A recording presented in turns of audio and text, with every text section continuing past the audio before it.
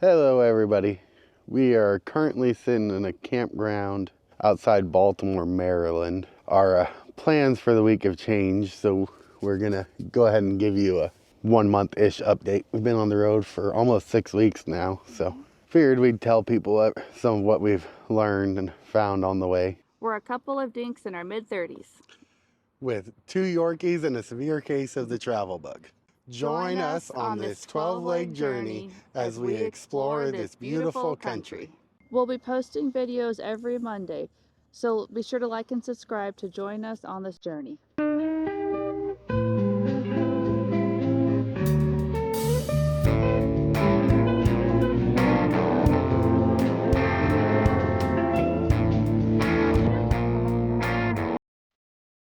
We had planned on going to the inauguration on Monday, but it got moved indoors. We got tickets and everything, so we were really excited. It got moved indoors, so those tickets don't matter anymore.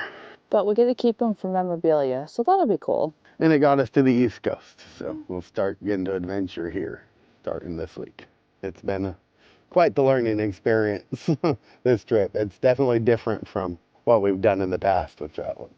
Yeah, we've never come all the way across the country. Furthest we went before was Texas, so this is all brand new. Well, and usually we're stationary for 6 months at a time, and the moving pretty much every day. It's definitely a little different experience. And not having electricity does get a little cold in the trailer in the winter. Yes, it does.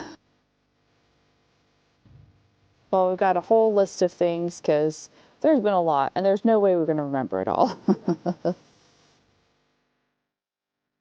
The first big thing we learned was the first night we slept in the trailer. The sides of our mattress were getting wet.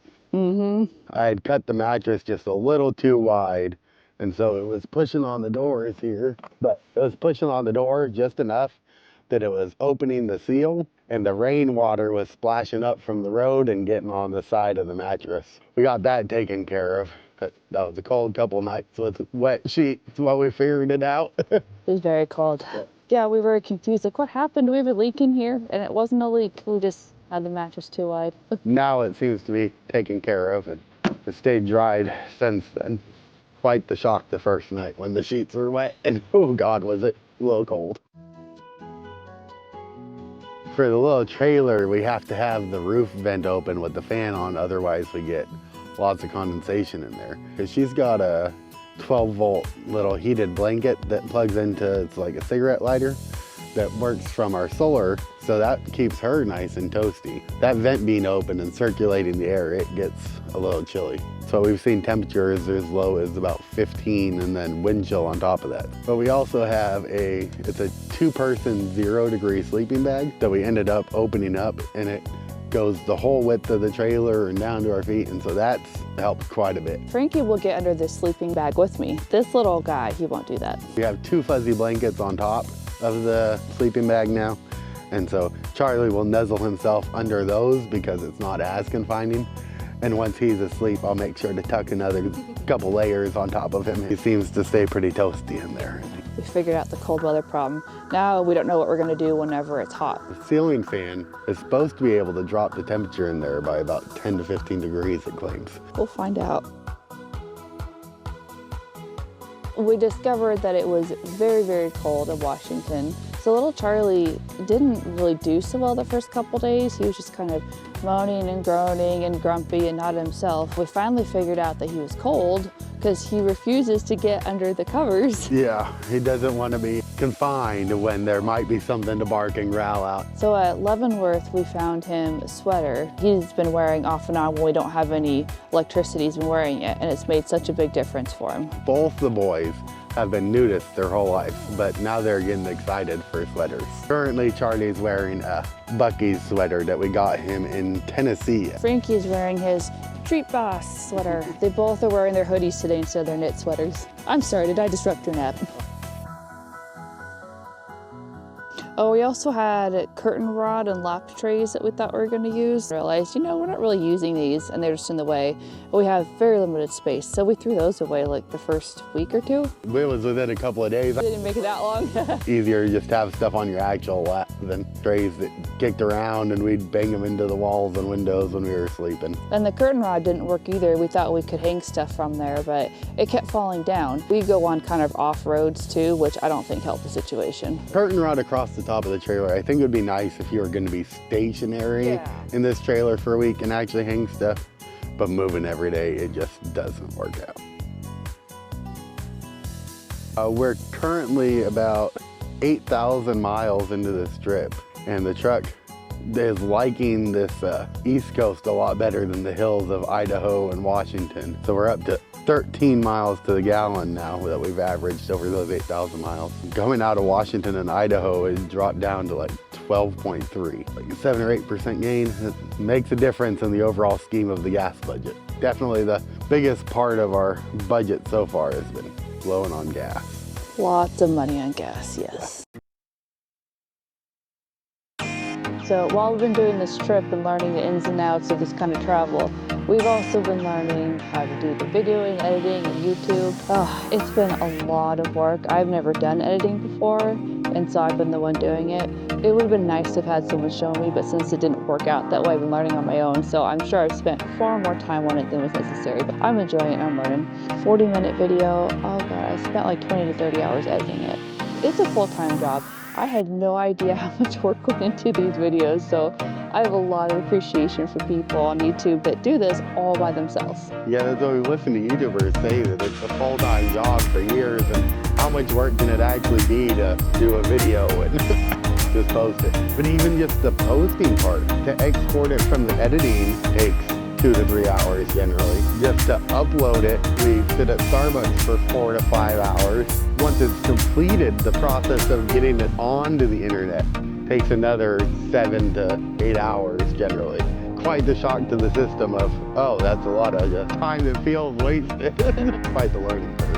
Well, and Starbucks doesn't seem to have good internet. I've gone to several now. It always took hours and hours. I can't remember where we're at that had a really good reception next to Kyle's hotspot, and I was able to export and upload way quicker, hours quicker than I was at Starbucks. Also, I did it once at a library, and I boarded way faster at the library. So it might be a Starbucks thing.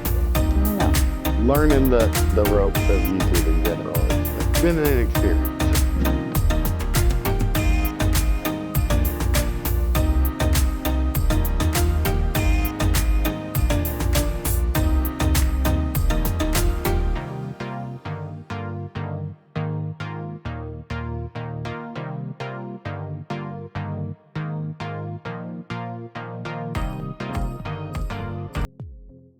Well, I'm dealing with the mics because we each have our own mic, and so I'll have to kind of go back and forth with how to edit it. So my microphone will go to, say, the left speaker from the headphone, and hers will go to the right. And so if it doesn't get adjusted, it sounds a little funny.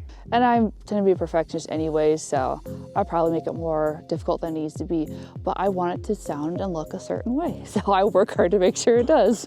In my humble opinion, she's been doing great. Well, thank you. I've also learned that the boys don't like it when I'm editing, so whenever we're in the car, especially in the car, the trailer, they're much better, but Charlie likes to be in my lap the whole time. I gotta hold him. And if I'm not doing that, then he pouts and he whines and he'll jump back and forth from the back seat to the front and paw at me like, come on, Mom, it's time for you to be in your lap. So it hasn't worked at it in the car because of the boys, but also depending on the time of day, if there's too much sunlight, then I just can't see the computer screen.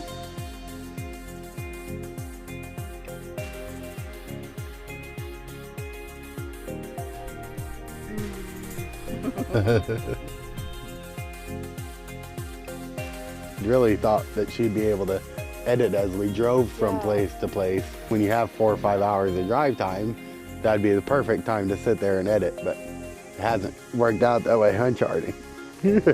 Charlie doesn't mind. He wants his mom lap time. Because one day I needed to get some stuff done, and so we parked somewhere, and I took towels and I hung them up all around where I was. Made her little towel cave. Oh yeah, it was pretty funny to see, but it worked, and I was able to get stuff done. Getting used to filming in public, it definitely feels a little awkward having a camera out everywhere. We're getting more used to it, and it's not embarrassing anymore. At the start, we had reserves about being the people out there in public filming.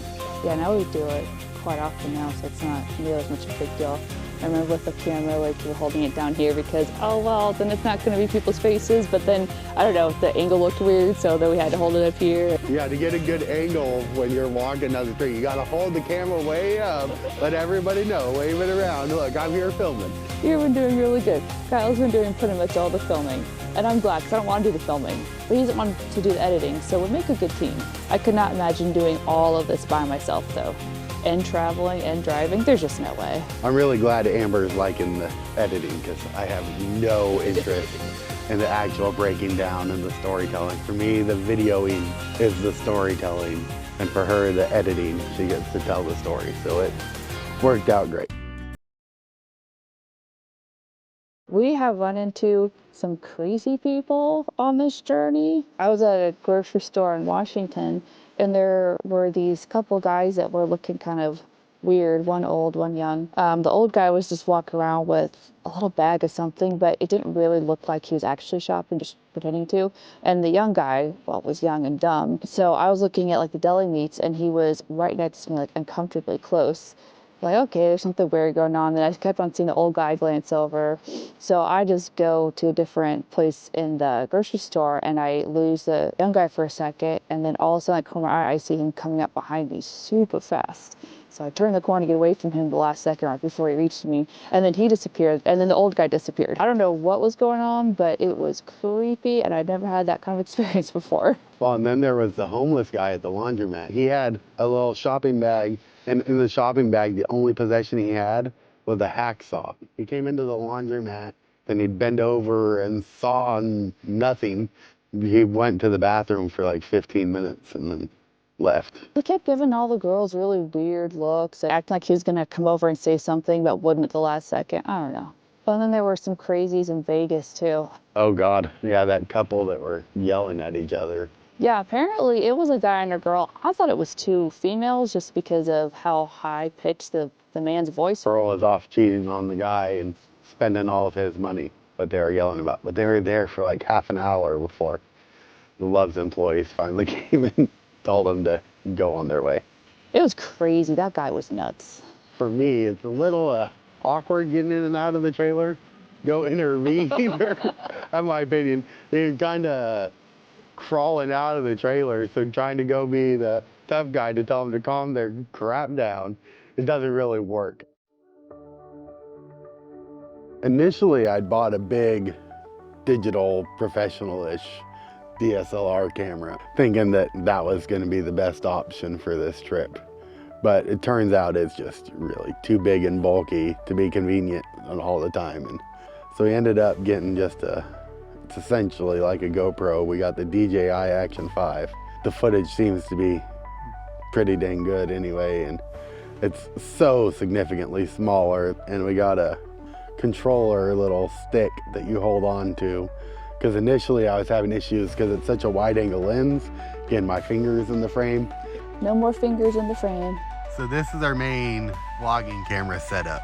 It's got the DJI Action Cam 5, and then this little stick. It's got controllers to record and change to just camera, and it adjusts so you can tilt the angle, and it's been way nicer for doing vlogging, and it's way easier to carry around. And we also got a drone, which has been a lot of fun. The test that they make you take to fly it to use the video on YouTube is absolutely ridiculous. You have to learn about airports and all their rules within an airport, even though I'm never gonna fly around an airport. Read a MITAR and it's just a lot that really is unnecessary. You were so relaxed whenever you were studying for that test, let me tell you. Yeah, I was in a great mood.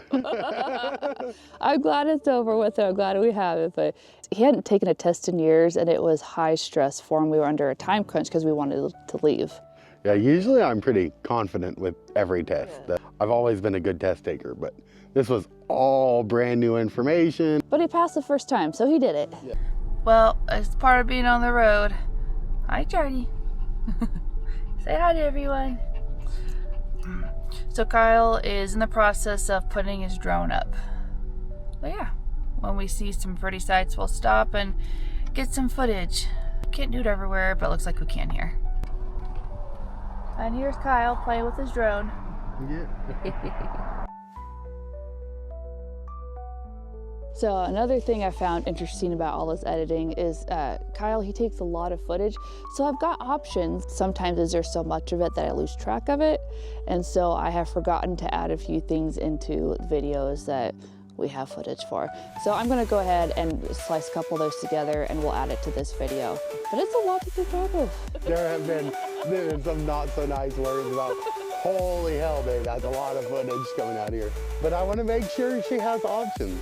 I'm not inside her brain, so I don't know what she actually wants filmed and what she doesn't. Oh, I know, and I know that he's doing it to give lots of options. Sometimes I get frustrated because I'm like, oh, I'm on a deadline crunch, or you know, it took longer to go and do something, so I didn't have as much time to sit there and edit that night as I wanted to. It just is what it is. Well, there will be legitimately 5 to 10 hours of actual footage that she has to sort through to cut down to the half-hour to 45-minute videos we've been putting out. That's the problem when you have a different person filming and editing. You just go with what you got. I like having options, so yeah, there's some times I'm like, why did you get so much, grr? And then I get over it.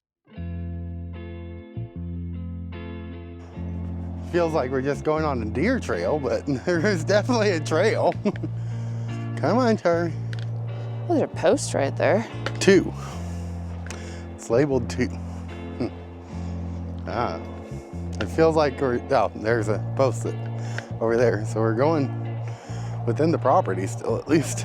Visitor Center probably had a pamphlet that tells you what post 3 means. Oh, that's true, but I didn't think to grab one. A little pond there. Can't really see it. Charlie, let's go back in here. He's got things to do, Dad. Don't disturb him. Go on the trail.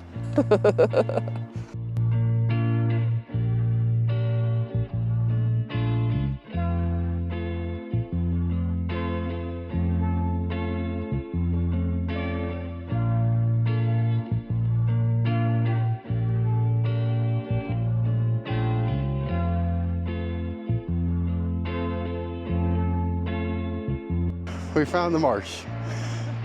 Well, kinda. Now I got the wife freaking out about ticks. No, you didn't. Hold on, I got something stuck in my shoe. In it or on it? Here, I'll show you. Let's look at the back part, right, please. Can you pull it off? You had a thorn going right in your shoe. Oh, I had a thorn, oh my word. No wonder I couldn't get it off. Yeah. Wow. Yeah, it poked right through the sole of your bear paws. They must be thick soles. I didn't feel it at all. I just felt something weird under my foot. Now your foot's gonna get wet every time you step in a puddle. Darn thorns. No, Charlie's fast. Visitor Center. We've got our truck and trailer in between the 2 buildings. I like it.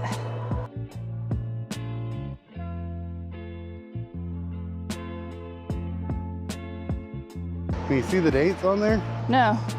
Down below, what does it say? Oh. Of the Apostle of the something in Coeur d'Alene Indians. I don't think there's dates on this one, babe. This looks like a more, 1800. Painting by Father Point in 1844. Age 36. Oh, they're young. Died in 1891. This must have been an important fella. Eli Assad. Huh. Do you see any numbers? Here we go. 1874 to 1910. Must have been special. Look at this. It's got a little gate and everything.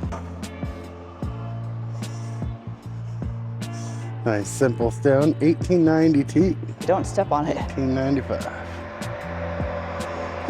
Christmas present sized dogs. Especially in their cute little sweaters that match. Right. But they're our kids. We're going to keep them. Right, Frankie? Frankie's a little old. He's too old for new parents. He is too old for that. We are usually fly by the seat of our pants kind of people. But this trip, it's such a big trip. we found in Washington that we ended up doing about 500 miles worth of backtracking, which was completely unnecessary. As we pull into each state, taking a day to sit there and research what we want to do, where we want to go, and what order has been very helpful and saved us a lot of time and gas. So used to just going and figuring it out along the way, but in this trip, it's taken a little bit of planning. Yeah, a lot more than we're used to. Days of rest. Oh, yeah. I tend to be a go, go, go kind of person. Amber and the boys, very much. We found that we need that day in an actual park with power hookups to just decompress and relax. It's been 6-7 weeks of just going and taking a day, generally one in each state. Me and the boys like more structure than Kyle does. Kyle's okay with just really, oh, whatever, well, goes with the flow far more than I do. The kids start getting anxious too. So when me and the kids have a day to be in there with the heater, we all kind of calm down. It's nice. I've been trying to make sure that Charlie gets a decent little 15 to 20 minute morning walk every day, because that seems to help him. Well, hello. Today we have a day of rest. I just took a shower, which is so nice. It's been like 3 days, so I really enjoyed it. Kyle's taking his, and we've got the trailer hooked up to shore power. We got the boys. We get to relax and sleep in a warm trailer. Trailer's kind of a mess right now because we're in the middle of doing laundry. We just picked up some groceries, got some clothes to throw in the dirty laundry hamper and wash tomorrow. So this can be life on the road. It's not always clean, but it's okay. We've enjoyed it quite a bit so far. They've been doing really good with the purses. We put them in there and they just sit there quietly, which is not their norm. Usually they're out to conquer the world, but we put them in their purses and they're quiet, look around, and Yeah, it's been really nice. They've adjusted to their purse life so well. At first, people won't notice that they're there, but they'll come up to us and say, oh, they're so quiet. How are they so well behaved? It's like, well, it's because they're in the purse. If you met them when they were on their leash or outside of the purse, it would be a totally different dog. small dogs are so tough.